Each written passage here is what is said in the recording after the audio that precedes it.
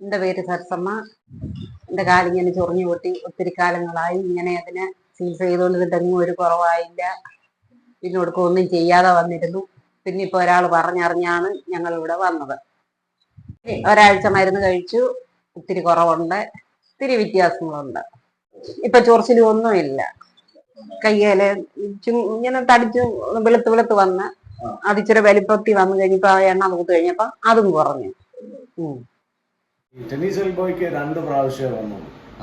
ഒരു മുട്ടിന് ഒരു പ്രാവശ്യം തിരുമിച്ചു, പിന്നെ ഒരു മരുന്ന് വെച്ച് കെട്ടി.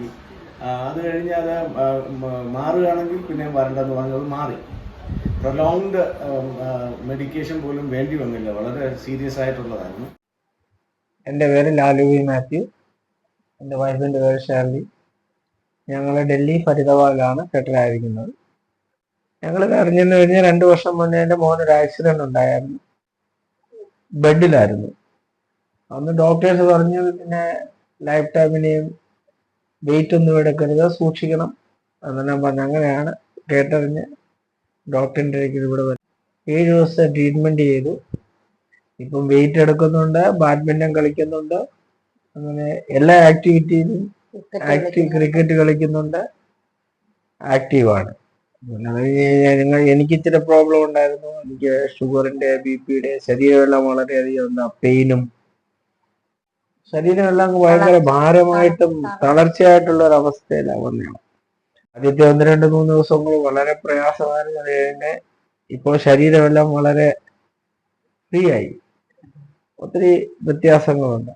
പിന്നെ ഡോക്ടർ പറഞ്ഞതനുസരിച്ച് ഇനി അതിന്റെ പഥ്യങ്ങളും കാര്യങ്ങളും ഉണ്ടെന്ന് പറഞ്ഞു.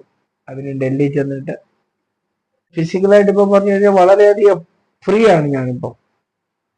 ഈ കാലിന്റെ ഇവിടെ തൊട്ട് താഴോട്ടൊരു പെയിൻ ഉണ്ട്, അതൊക്കെ അങ്ങ് മാറി, കംപ്ലീറ്റ് മാറി. ഞാൻ നടക്കുന്നുണ്ടെ ഒരു സൈഡ് ചരിഞ്ഞു പോകുന്ന ഒരു അവസ്ഥ ഉണ്ടായിരുന്നു, അതൊക്കെ മാറി. പെടലിയുടെ വേദന അത് മാറി. ഇങ്ങനെയൊന്നും എനിക്ക് വെക്കത്തില്ലായിരുന്നു. ഇത്രേ ഇങ്ങനെ സൈഡാകത്തില്ല, എനിക്ക് ഫുള്ളായിട്ടൊന്നും വെക്കത്തില്ല. അത് ഭയങ്കര വേദന, അതെല്ലാം മാറിയുണ്ട്.